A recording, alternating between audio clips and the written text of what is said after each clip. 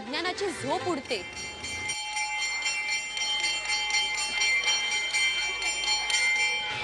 जिथे रंगतात अभ्यासाचे नवे नवे फंडे। प्राण्यांचे दोन प्रकार असतात, असंपृष्ठरज्जू आणि समपृष्ठरज्जू। त्यातील पहिल्या प्रकाराला म्हणतात ए फायलम प्रोटोझोव्या। जिथे योग कलेचं महत्त्वाचं आसन कळतं। ए वाके। जिथे फुटपट्टीचे बहुगुणी उपयोग कळतात। गृहपाठ दाखव तुझा। कुठे लिहिलंय? कुठे कुठे लिहिलंय? हा? जिथे कानशिलाचा मोफत मसाज मिळतो। जोशा साल्या तुझ्यामुळे मार बसला। लय झालं, आता घरी जाईल। जिथे वहीतल्या लाईनचा खरा अर्थ गवसतो। ए आपल्याला लाईन देते का? अजिबात नाही। वाटसो जिथे निष्पाप प्रेमाचा पहिला स्पर्श उमगतो।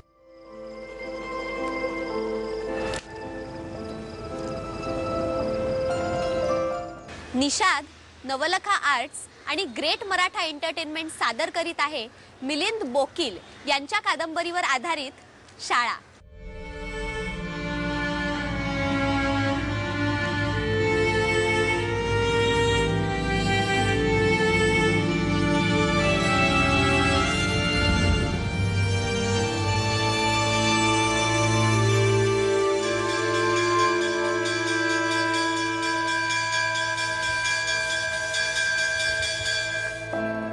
आपल्या लाईन कडे बघणं सुद्धा एक कला आहे। लाईनला पण नाही कळलं पाहिजे की आपण तिच्याकडे बघतोय।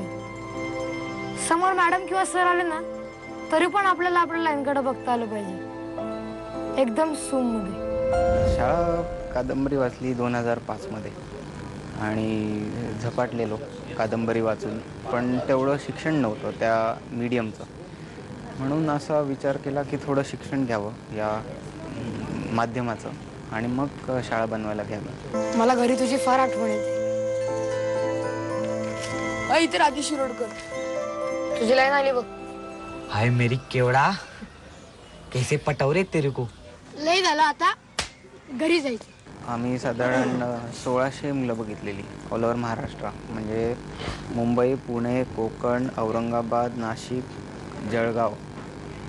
कारण कादंबरीमध्ये प्रत्येकाचं एक वर्णन आहे एक प्रकारचं, की हा असा दिसतो, हा असा आहे। आता फावड्या म्हणजे दात पुढे, तर मग माझं हे होतं की ते नुसते दात लावणं किंवा हे असं न करता तो तसाच मिळाला त्या कॅरेक्टरमध्ये तर मजा येईल अजून थोडी, म्हणून मग तसे शोधले।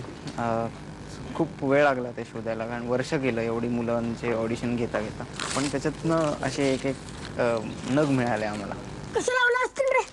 आडीवाडी मुर्दाबाद तुझ्याचा निषेध असो। जर्मनीचं उदाहरण घ्या, जपानची प्रगती बघा, शिस्तीमुळेच ते देश पुढे गेले। आपला देश सुद्धा शिस्तीनंच पुढे जाईल। पुढल्या वर्षी 10वीचं वर्ष आहे, ध्यानात असू द्या।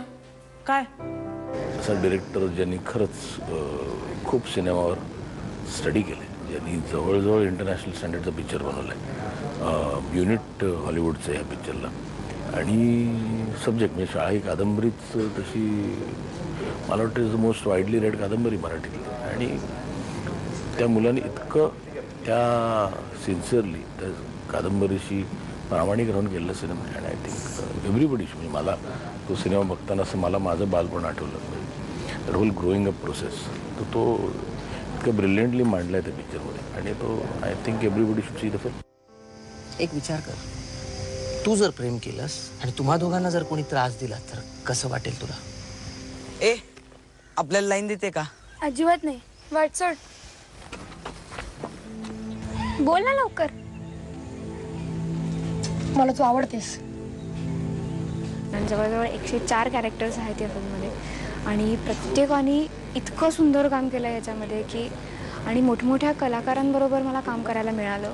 दिलीप प्रभावळकर, संतोष जुवेकर, अमृता खानविलकर, नंदू माधव, आनंद निगळे, वैभव मानले या सगळ्यांबरोबर, आणि प्रत्येकाबरोबर काम करताना एक थोडीशी पहिल्यांदा भीती होती, पण या सगळ्यांनी आम्हाला सांभाळून घेतलं। त्यामध्ये चूक आपली आहे ना, मग शिक्षा ही सोसलीच पाहिजे, त्याच्यातच खरी हिंमत आहे। शाळेतनं काढून टाका, सरळ पोलिसात द्या आणि रिमांड होम मध्ये पाठवा। अहो गुप्ते साहेब, आमची मुलं म्हणजे काय रस्त्यावर पडली आहेत का? कशाला लागते स्वातंत्र्य? गाड्या धावतायत ना वेळेवर, सगळी कामं पटापटा होत आहेत ना, बस झालं एवढं. आणि तुमच्या हक्काचं काय? उद्या दुसऱ्या कावर घालून आण. जोशी लाईन मारायला जातो ना तिथे. काहीतरी काय बोलतो.